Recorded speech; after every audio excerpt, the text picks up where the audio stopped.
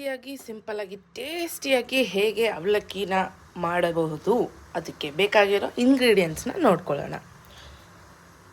ಇಲ್ಲಿ ಸಣ್ಣದಾಗಿ ಮೀಡಿಯಮ್ ಆಗಿ ಹೆಚ್ಕೊಂಡಿರೋ ಈರುಳ್ಳಿ, ಹಸಿಮೆಣಸಿನ್ಕಾಯಿ, ಟೊಮ್ಯಾಟೊ, ಒಗ್ಗರಣೆಗೆ ಕರಿಬೇವು, ಸಾಸಿವೆ ಮತ್ತು ಕಡಲೆಬೇಳೆ.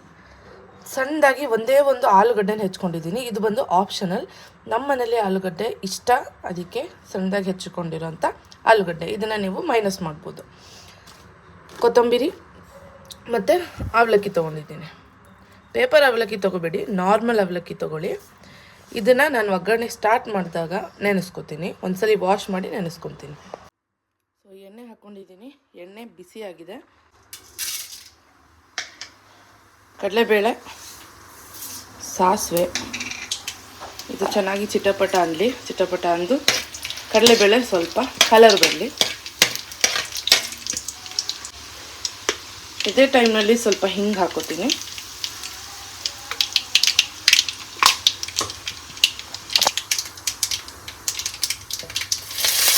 ಕರಿಬೇವು.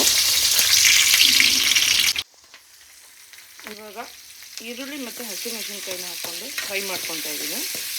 ಇದು ಫ್ರೈ ಆಗೋ ಅಷ್ಟರಲ್ಲಿ ಅವಲಕ್ಕಿನ ತೊಳೆದು ಒಂದ್ಸಲ ಅವಲಕ್ಕಿನ ತೊಳೆದು ಒಳ್ಳೆ ನೀರು ಹಾಕಿ ನೆನೆಯಕ್ಕೆ ಬಿಡೋಣ.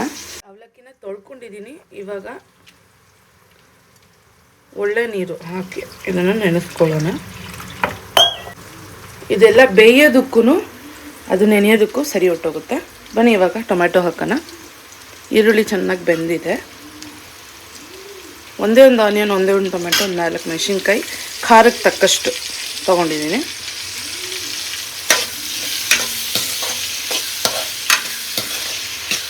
ಇನ್ನೇನು ನೀಟಾಗಿ ಬೇಯೋ ಟೈಮ್ ಆಗಿದೆ. ಈ ಮೂಮೆಂಟಲ್ಲಿ ಸ್ವಲ್ಪ ಅರಿಶಿನ ಮತ್ತು ರುಚಿಗೆ ಎಷ್ಟು ಬೇಕೋ ಅಷ್ಟು ಉಪ್ಪನ್ನ ಹಾಕ್ಬಿಡೋಣ.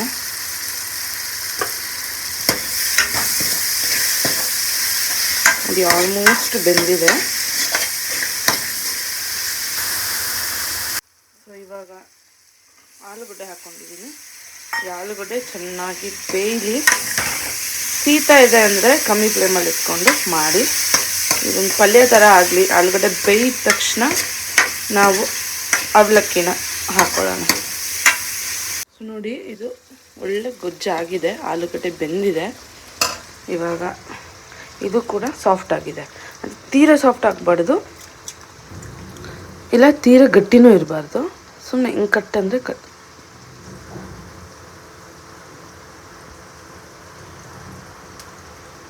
ಇದು ಕಟ್ ಮಾಡೋಕ್ಕೂ ಟೈಟಾಗಿರ್ಬೇಕು. ಸ್ವಲ್ಪ ನೆನೆಸ್ಕೊಳ್ಳೋಕೆ ಗೊತ್ತಿರುತ್ತೆ ನಿಮಗೆ.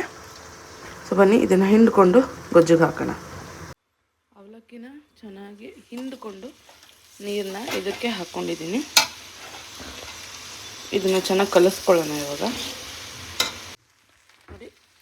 ನೋಡಿ ಚೆನ್ನಾಗಿ ಕಲಿಸ್ಕೊಂಡಿದ್ದೀನಿ.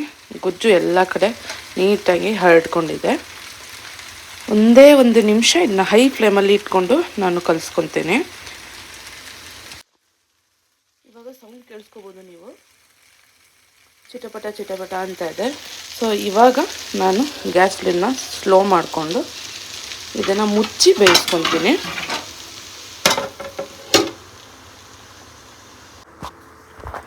ಕಮ್ಮಿಲಿ ಇಟ್ಕೊಂಡೆ ಬೇಯಿಸ್ಕೊಳ್ಳಿ. ಇದಾದಮೇಲೆ ಉದ್ರುದ್ರಾಗಿರುತ್ತೆ. ಎಲ್ಲೂ ನೀವು ಚೂರು ನೀರು ಹಾಕೋ ಅವಶ್ಯಕತೆ ಇರಲ್ಲ. 2 ನಿಮಿಷಕ್ಕೂ ತೆಗೆದು ಕಲಿಸ್ಕೊಳ್ಳಿ. ಆಫ್ ಮಾಡಿ. ಇದು ಆಗಿದೆ ಆಲ್ರೆಡಿ. ಆಫ್ ಮಾಡಿ ಫ್ಲೇಮ್ ಆಫ್ ಮಾಡ್ತಾಯಿದ್ದೀನಿ. ಫ್ಲೇಮ್ ಆಫ್ ಮಾಡಿದ್ಮೇಲೂ ಇದನ್ನು ಒಂದು ಸಲ ಕಲಿಸ್ಕೊಂಡು ಕ್ಯಾಪ್ ಹಾಕಿ ಬಿಟ್ಬಿಡಿ. ಒಂದು 5 ನಿಮಿಷ ಬಿಟ್ಟು ಕೊತ್ತಂಬರಿ ಹಾಕ್ಕೊಂಡು ಇವಾಗ ಕೊತ್ತಂಬರಿನ ಹಾಕೋತಾ ಇದ್ದೀನಿ. ಹಾಕ್ಕೊಂಡು ಕಲಿಸ್ಕೊಳ್ತೀನಿ. ಸರಿ ನೋಡಿ, ನೀಟಾಗಿ ಕೊತ್ತಂಬರಿನ ಹಾಕಿ ಕಲಿಸ್ಕೊಂಡಿದ್ದೀನಿ. ಸೊ ಹೇಗಿತ್ತು ಇವತ್ತಿನ ವ್ಲಾಗ್? ಐ ಹೋಪ್ ಈ ಅವಲಕ್ಕಿ ರೆಸಿಪಿ ನಿಮಗೆ ತುಂಬ ಇಷ್ಟ ಆಗಿರುತ್ತೆ.